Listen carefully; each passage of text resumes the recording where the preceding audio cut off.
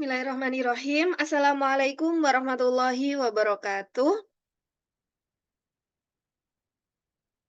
Teman-teman yang berbahagia, Bu Ika langsung mulai nggih, seperti biasanya nanti ini Bu Ika record, jadi nanti yang ketinggalan bisa langsung lihat di YouTube, gitu.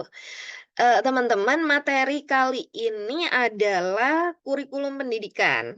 Oke, sebelumnya Bu Ika buka dulu. Bismillahirrahmanirrahim. Assalamualaikum warahmatullahi wabarakatuh. Waalaikumsalam warahmatullahi wabarakatuh. Oke, terima kasih Mas Yusuf sudah gabung, sama ini Mbak ya, Mbak Mubaroh juga sudah gabung. Mari kita awali dengan membaca basmalah bersama. Bismillahirrahmanirrahim. Nah, Bismillahirrahmanirrahim. materi siang ini yang akan kita bahas adalah tentang kurikulum pendidikan. Kurikulum pendidikan ini bagian dari unsur pendidikan. Kita tahu ada berapa unsur pendidikan? Ada 7 ya. Di antaranya adalah ada materi pendidikan, Tuh, kemudian persami kalau di tujuan pendidikan dan materi serta tujuan pendidikan, terus media pembelajarannya bagaimana, strategi penyampaian materinya seperti apa, itu, digabung jadi satu pada sebuah catatan yang itu ibaratnya kitab sakti di sekolah ya, itu disebut dengan kurikulum, gitu. Sederhananya begitu. Jadi memang kalau di unsur pendidikan itu tidak ada tulisan kurikulum pendidikan, tapi lebih terinci. Di situ ada tujuan pendidikan, ada materi pendidikan, ada medianya, ada strateginya. Sebenarnya kalau di dalam sekolah, catatan-catatan tujuan pendidikannya itu apa, materi yang harus diajarkan itu apa, kemudian strategi yang digunakan itu bagaimana, itu semuanya tertulis rapi dalam sebuah buku yang disebut dengan kurikulum, gitu. Jadi, kurikulum ini suatu yang sangat penting yang harus ada di setiap lembaga pendidikan, gitu. Nah, sebenarnya secara definisi apa itu kurikulum? Secara definisi kurikulum adalah seperangkat sistem rencana dan pengaturan mengenai isi dan bahan pelajaran yang dipedomani dalam aktivitas belajar mengajar. Ini banyak sekali ya pengertiannya. Secara etimologis, kurikulum itu berasal dari bahasa Inggris. Kurikulum ialah rencana pelajaran. Kemudian kata kurikulum itu berasal dari kata Latin, bahasa Latin yang yaitu karir. Kata karir memiliki banyak arti yaitu berlari cepat.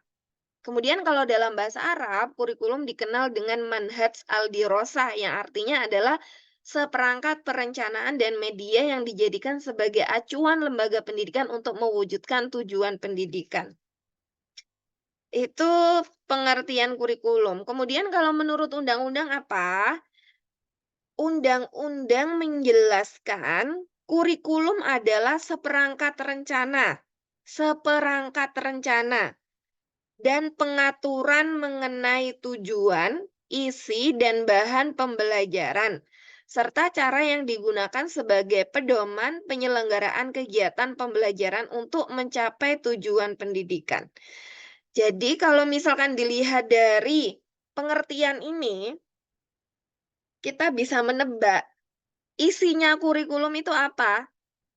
Isinya ya berarti tujuan pendidikan, kemudian untuk mencapai tujuan pendidikan itu berarti materinya apa saja, kemudian supaya materi itu bisa sampai kepada peserta didik, maka harus ada strategi yang digunakan pendidik untuk menyampaikan materi tersebut. Nah, itu semua direncanakan, tertulis dengan rapi. Kemudian tertulis dengan rapi, setelah tertulis dengan rapi tidak ditompo, tidak, tapi dijadikan panduan, dijadikan pedoman, atau dijadikan acuan dalam melaksanakan pembelajaran. Itu ya. Ini sederhananya kurikulum itu adalah rencana. Rencana yang disusun untuk apa? Untuk melancarkan proses belajar mengajar. Itu. Kenapa harus ada rencana? Supaya jalannya tahu.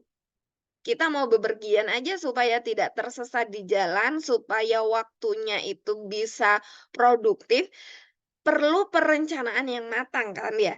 Nanti mau pergi ke mana, kemudian nanti berapa biaya yang dibutuhkan, kemudian waktu yang dibutuhkan untuk sampai dalam perjalanan itu berapa gitu. Sama dalam proses pembelajaran juga begitu, butuh rencana supaya proses pembelajarannya itu terarah gitu. Sederhana, kalau dalam pengertian sederhana ya ini kurikulum dianggap sebagai sejumlah mata pelajaran, sederhananya itu ya, sebagai sejumlah mata pelajaran. Jadi materi-materi apa saja sih yang harus diajarkan di sekolah gitu. Materi apa yang harus ditempuh oleh peserta didik, itu sederhananya. Kemudian kalau pengertian luas, kurikulum ini adalah mencakup semua pengalaman belajar. Berarti begini nih, biasanya tuh kalau mau melaksanakan pembelajaran di tahun ajaran atau di akhir tahun ajaran, itu para dewan guru sudah mengadakan rapat kerja yang di sana membahas selama semester ke depan itu pengalaman apa yang hendak kita berikan kepada anak-anak di sekolah. Misalkan pengalaman harus belajar di luar kelas itu di mana saja, kemudian kapan, kemudian materi yang harus diajarkan itu apa, kemudian mungkin ada, apa namanya, karya wisata itu harus kemana gitu. Itu semua dibicarakan dengan rapi, kemudian hasilnya disusun dengan rapi, itu yang dimaksud dengan kurikulum, gitu ya. Jadi mencakup semua pengalaman belajar. Dengan adanya kurikulum ini, harapannya pembelajaran di lembaga pendidikan itu bisa berjalan dengan lancar. Semua anggota, semua masyarakat di dalam lembaga pendidikan itu memiliki visi misi yang sama. Semuanya memiliki apa namanya, konsep berpikir yang sama, tahu caranya untuk mencapai visi misi yang sudah disepakati bareng, itu kurikulum. Berarti artinya penting atau nggak penting kurikulum ini ya? Ya penting sekali, gitu. Ini perjalanan kurikulum di Indonesia ya teman-teman ya, mulai dari tahun 1947 sampai ini terakhir tahun 2023, sekarang kita sedang menjalankan kurikulum Merdeka. Sebelumnya ada kurikulum 2013, ada KTSP, ada KBK. Tuh. Jadi kenapa kurikulum ini harus berubah-berubah? Jelas harus berubah karena mengikuti perkembangan zaman, begitu. Zaman itu tidak stagnan, zaman itu bergerak, zaman itu berkembang dan tentunya zaman yang berkembang itu juga berpengaruh terhadap kebudayaan, berpengaruh terhadap pola pikir, berpengaruh dengan kemampuan kompetensi yang harus dimiliki oleh setiap individu supaya bisa survive dalam menjalani kehidupan di zaman tersebut. Tentunya materi yang disampaikan kepada peserta didik juga harus mengikuti perkembangan zaman supaya apa? Ya supaya peserta didik itu bisa survive dalam menjalani kehidupan sesuai dengan zamannya, gitu. Jadi ini kalau ada yang berpikir, "Kenapa kurikulum harus berubah-berubah?" Gitu ya. Berikutnya fungsi kurikulum, ini ya teman-teman ya, ada fungsi diagnostik, ada fungsi pemilihan, fungsi penyesuaian. Nanti bisa dibaca sendiri ini ya. Kemudian manfaat kurikulum. Oke. Untuk fungsi kurikulum, pertama fungsi diagnostik. Fungsi diagnostik ini eh kurikulum ini untuk ngecek nih. makna bahwa kurikulum adalah alat pendidikan yang mampu mengarahkan dan memahami potensi siswa serta kelemahan dalam dirinya. Kemudian fungsi pemilihan, kurikulum berfungsi sebagai pemilihan adalah memberikan kesempatan bagi siswa untuk menentukan pilihan program belajar. Misalkan di SMK atau di perkuliahan gitu, supaya kita tidak salah dalam memilih sekolah itu, kita bisa ngecek dari kurikulumnya, gitu. Kemudian fungsi penyesuaian, itu tadi yang Mbika sampaikan, kenapa kurikulum itu selalu berubah, karena memang kurikulum itu untuk menyesuaikan perkembangan zaman. Kemudian manfaatnya apa? Manfaat bagi guru, kurikulum jelas ya, bagi guru, manfaat kurikulum itu sebagai pedoman. Pedoman untuk apa? Merancang pelaksanaan pembelajaran dan juga untuk merancang evaluasi yang harus dilakukan guru untuk melihat sejauh mana proses pembelajaran itu bisa terlaksana, begitu. Kemudian bagi sekolah, apa manfaat kurikulum bagi sekolah? Bagi sekolah manfaat kurikulum itu jelas karena kurikulum ini sebagai pedoman, maka sekolah itu, eee bisa sukses menyelenggarakan proses pembelajaran ketika ada pedoman. Jadi manfaat kurikulum bagi sekolah itu membantu sekolah untuk bisa menyukseskan proses pembelajaran, gitu.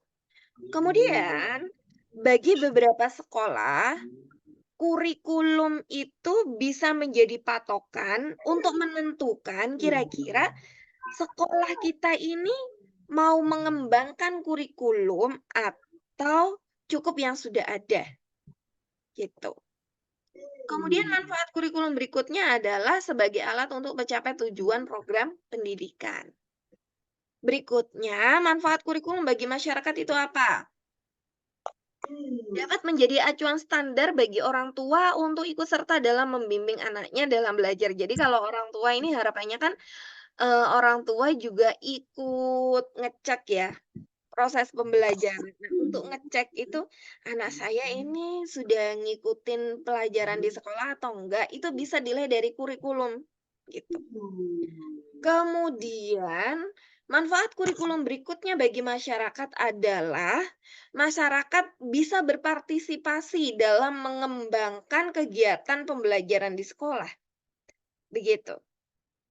Itu fungsi dan manfaat kurikulum. Sekarang kita membahas komponen kurikulum. Apa saja sih komponen kurikulum?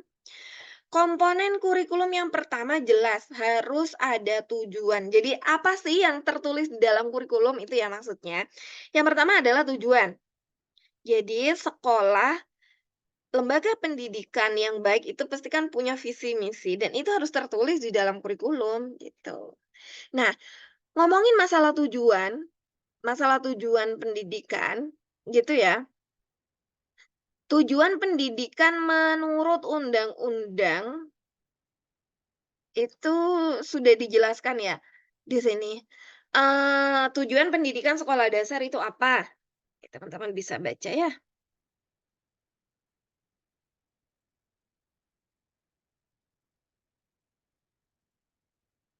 Kemudian tujuan pendidikan tingkat menengah itu apa? Kemudian tujuan pendidikan menengah kejurusan itu apa?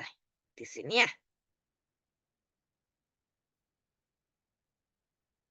Tujuan pendidikan institusional itu apa?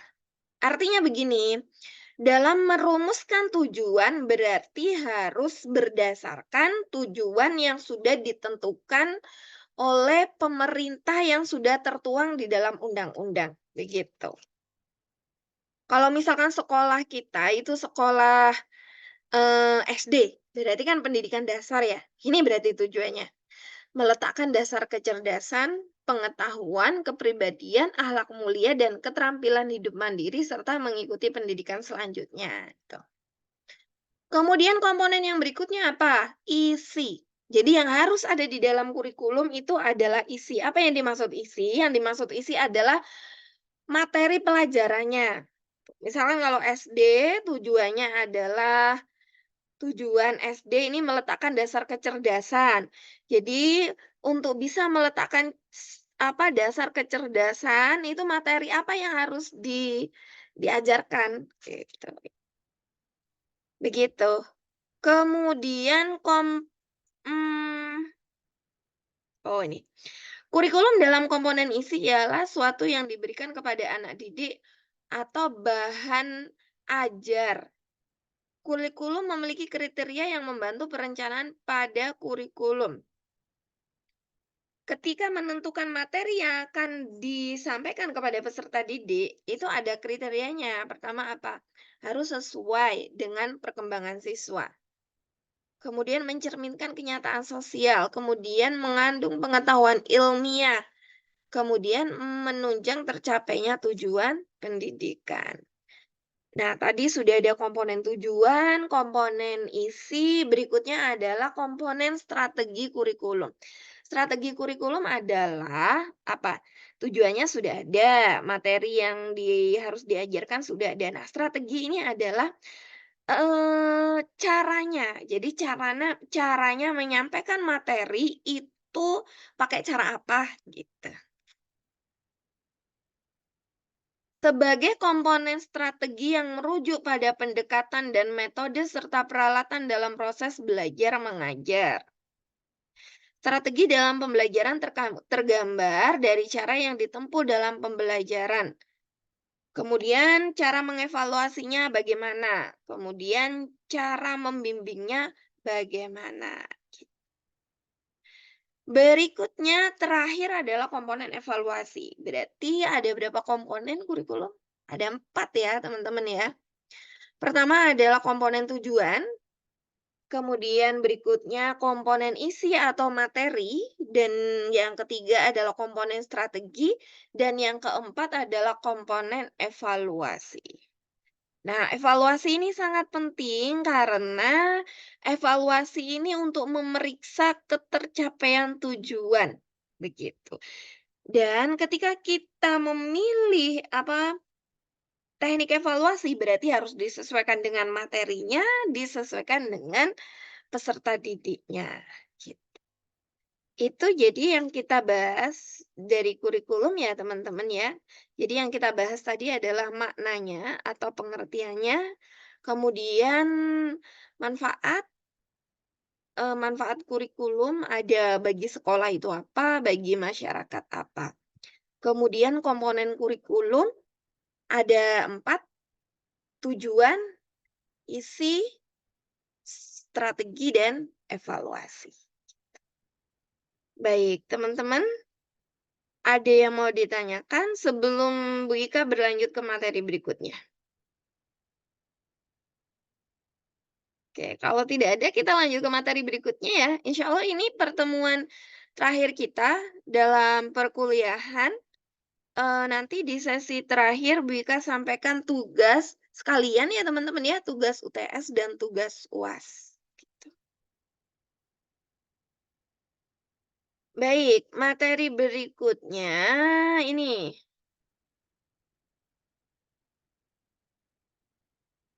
Materi berikutnya adalah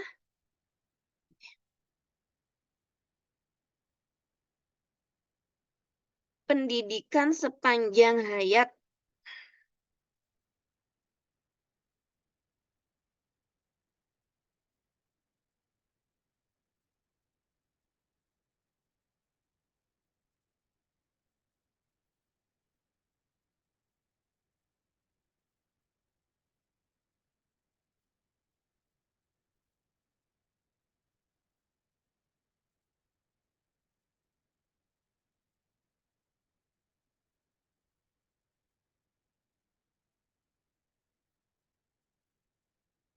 Oh, nggak bisa di itu ya, share screen ya, sebentar teman-teman.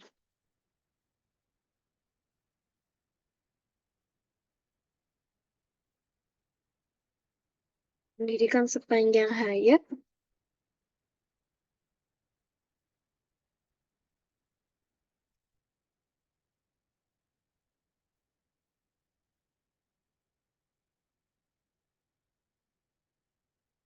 Baik, berikutnya kita akan membahas ini pendidikan sepanjang hayat.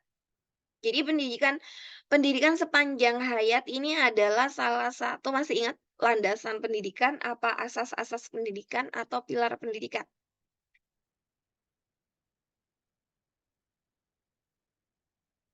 Jadi pendidikan sepanjang hayat ini adalah salah satu asas pendidikan. Kita ingat ya, asas pendidikan ada berapa? Tuturi Handayani, ing ngarsa sing tulodo, ing madya mangunkarsa, kemudian pendidikan sepanjang hayat. Apa itu pendidikan sepanjang hayat? Pendidikan sepanjang hayat ini merupakan asas pendidikan yang cocok bagi orang-orang yang hidup dalam dunia transformasi. Transformasi itu sangat mudah berubah. Dan di dalam masyarakat yang saling mempengaruhi seperti saat zaman globalisasi sekarang ini, setiap manusia dituntut untuk menyesuaikan dirinya secara terus-menerus dengan situasi baru. Ini sebagai pendahuluan kenapa harus ada asas pendidikan sepanjang hayat. Kita tahu bahwasannya fase kehidupan manusia itu kan, akan terus berubah dan itu tidak akan, kembali apabila kita sudah pertama kan fase apa, bayi, habis bayi menuju fase anak-anak, balita ya, habis balita fase anak-anak, kemudian fase, remaja, kemudian fase dewasa, gitu ya. Dan itu, setiap individu pasti akan mengalami itu. Dan supaya kita setiap fase oke, setiap fase itu ada yang namanya tugas perkembangan. Tugas perkembangan itu apa? Tugas perkembangan adalah apa? Sesuatu yang harus diselesaikan, tugas yang harus dikuasai oleh individu sesuai dengan fasenya. Nah, contohnya nih, fase anak-anak. Tugas perkembangan dalam fase anak-anak untuk, sosialisasi itu harus bisa berbicara gitu ya, harus bisa berbicara, harus bisa ngomong tuh.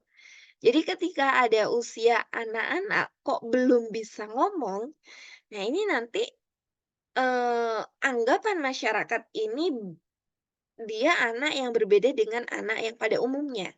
Nah maka untuk kita bisa menyelesaikan tugas di setiap fase kita, maka kita harus belajar. Maka kita harus belajar.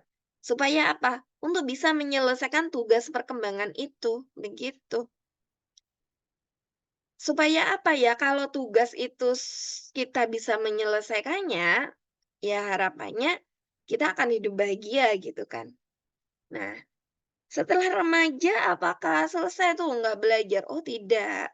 Setelah remaja kita menuju ke fase dewasa. Di fase dewasa itu juga ada tugas-tugas perkembangan yang harus kita kuasai. Nah, untuk bisa menguasai tugas-tugas perkembangan di usia dewasa kita perlu belajar. Itu yang sederhananya yang dimaksud dengan pendidikan sepanjang hayat. Terus kalau sudah dewasa, apakah sudah selesai belajar? Tidak juga. Setelah dewasa, kita juga dibutuhkan untuk belajar untuk menuju ke fase apa? Setelah dewasa, apa lansia ya? Di masa fase lansia kita juga ada tugas perkembangan. Di sana kita juga butuh belajar untuk bisa menjadi lansia yang bahagia. Sederhananya begitu ya.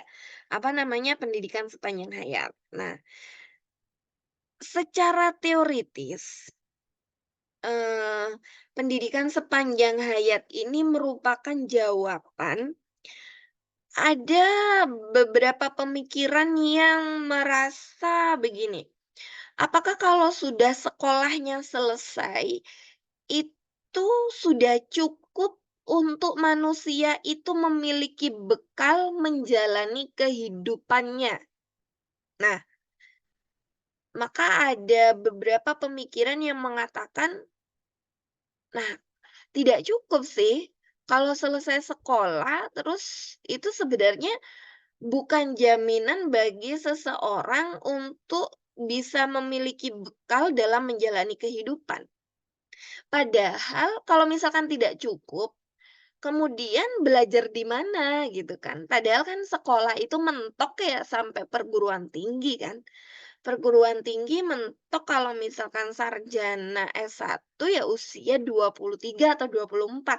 Ini kalau misalkan lancar ya belajarnya ya. Lah terus usia 25, 26 gitu. Apakah, sampai lulus sarjana itu sudah selesai tuh nggak usah belajar dan dijamin bisa menjalani kehidupan? Nah, jadi adanya pemikiran tersebut akhirnya lahirlah asas ini, belajar sepanjang hayat. Jadi kenapa? Karena memang pendidikan di sekolah itu hanya terbatas pada tingkat pendidikan dari kanak-kanak sampai dewasa. Dan itu tidak akan memenuhi persyaratan-persyaratan yang dibutuhkan dunia yang berkembang sangat pesat. Dunia yang selalu berubah ini membutuhkan suatu sistem yang fleksibel. Jadi pendidikan harus tetap bergerak dan mengenal inovasi secara terus-menerus, begitu. Jadi kalau misalkan pandangan, "Oh selesai sekolah nggak usah belajar," enggak. Itu nggak cukup untuk menjadi bekal kita dalam menjalani kehidupan. Jadi kemudian muncullah asas namanya pendidikan sepanjang hayat atau yang disebut dengan lifelong education. Apa itu? Adalah pendidikan yang menekankan bahwa proses pendidikan berlangsung terus-menerus sejak seseorang dilahirkan hingga meninggal dunia, baik dilaksanakan di jalur pendidikan formal, non formal maupun informal.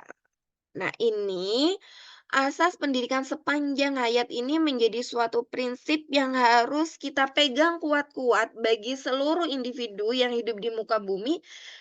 Asas pendidikan sepanjang hayat artinya harus belajar, gitu. Kalau masih hidup harus mau belajar supaya hidupnya bahagia, gitu. Jadi tidak ada lagi prinsip, "Ah, saya sudah sarjana nih, saya nggak usah sekolah lagi." Tidak. Saya tidak harus belajar lagi, tidak. "Wah, saya sudah selesai belajarnya." Tidak. Jadi tidak ada kata selesai untuk belajar, gitu ya. Nah, kalau dalam Islam, Rasulullah telah menjelaskan ini, "Utlubul ilma minal mahdi ilal lahdi." Tuntutlah ilmu sejak dari buayan sampai liang lahat. Nah, tujuannya asas pendidikan sepanjang hayat ini itu apa? Ya, tujuannya adalah menanamkan pemahaman kepada setiap individu bahwasannya belajar itu sampai selamanya, gitu ya. Terus di mana tempat belajarnya? Ya di mana saja. Kita tahu lingkungan pembelajaran itu ada 3. Ada keluarga, ada sekolah, ada masyarakat. Kalau misalkan belajar di sekolah itu sudah selesai, maka kita belajarnya di masyarakat. Dan di masyarakat ini tidak akan selesai yang namanya belajar, gitu. Kemudian di keluarga, gitu. Jadi pendidikan sepanjang hayat itu pendidikan yang dilaksanakan baik di jalur formal, non formal maupun informal, gitu ya. Tuh, itu yang dimaksud dengan pendidikan sepanjang hayat. Kemudian kurikulumnya bagaimana tuh kalau pendidikan sepanjang hayat kurikulumnya? Ya berarti kurikulumnya disesuaikan dengan kebutuhan kita gitu. Kalau misalkan di jalur formal ya berarti mengikuti jalur formalnya. Kalau misalkan di jalur informal, ya kita tahu informal ini biasanya ada di keluarga, di masyarakat yang bukan berbentuk lembaga, ya berarti kurikulumnya adalah sesuai dengan kebutuhan bagaimana seseorang itu bisa menjadi, bermanfaat, gitu. Artinya pendidikan sepanjang hayat ini menanamkan pemahaman bahwasanya semakin kita banyak pengetahuan, semakin kita terus belajar, maka peluang besar kita untuk mendapatkan pengetahuan itu semakin besar.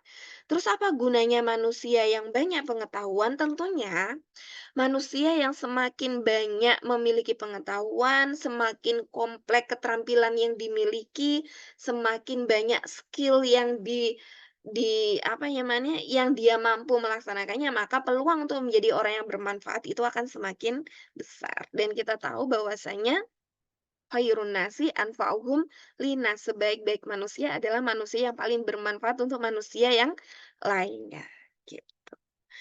Jadi itu teman-teman yang kita bahas pada siang hari ini ya, ada 2 tema, apa tadi, kurikulum dan pendidikan sepanjang hayat, gitu. Ada waktu 8 menit sebelum Bu Ika tutup, mungkin ada yang mau disampaikan atau ditanyakan? Baik, kalau tidak ada teman-teman ya, habis ini Bu Ika sampaikan tugas. Tugas UTS sekaligus juga tugas UAS. Untuk tugas UAS insya Allah nanti tugasnya Bu Ika kirimkan melalui file karena teman-teman harus menjawab beberapa pertanyaan yang ada di file tersebut. Kemudian kalau untuk tugas UTS, teman-teman nanti membuat ini ya, bentar.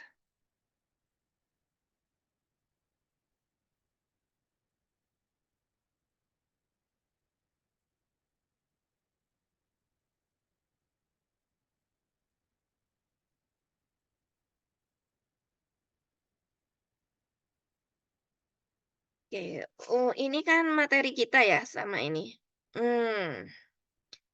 Untuk tugas UTS dan hari ini kita membahas ini teman-teman, pendidikan sepanjang hayat, kurikulum pendidikan.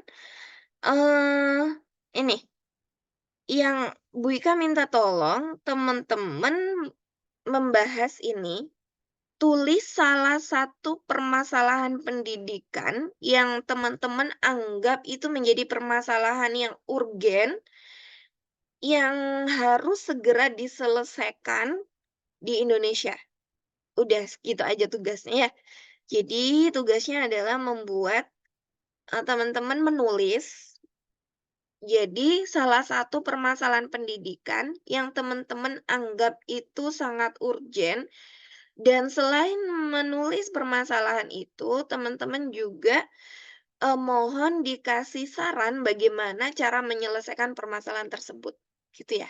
Jadi ada 2 tugas UTS-nya adalah teman-teman membuat ini, apa namanya, pemikiran teman-teman dituangkan dalam tulisan tentang permasalahan pendidikan, satu saja permasalahan pendidikan yang teman-teman anggap penting, dan teman-teman juga ngasih ini, saran, solusi untuk menyelesaikan permasalahan tersebut. Ditulis bebas, nanti ditaruh di file, filenya nanti langsung dikirim di grup WA. Begitu juga dengan tugas UAS-nya, gitu ya.